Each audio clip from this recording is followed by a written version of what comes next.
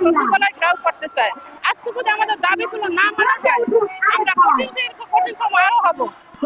আমরা আজকে রাস্তায় পড়ে আছি ৪৪ দিন, এখন পর্যন্ত আমাদের ওদিক থেকে কোনো খবর নিচ্ছে না এবং আমাদের এমপিও যাবার কোনো নাই তাদের। আমরা এত কষ্ট করতেছি, রোদ বৃষ্টি, তারপরে এই মশার কামড়, আমরা শিক্ষক হয়ে আজকে রাস্তায় পড়ে আছি ৪৪ দিন। তারা কোনো কানেই নিচ্ছে না আমাদের দাবিগুলো। আমরা কি কোনো অযোগ্য দাবি নিয়ে আসছি?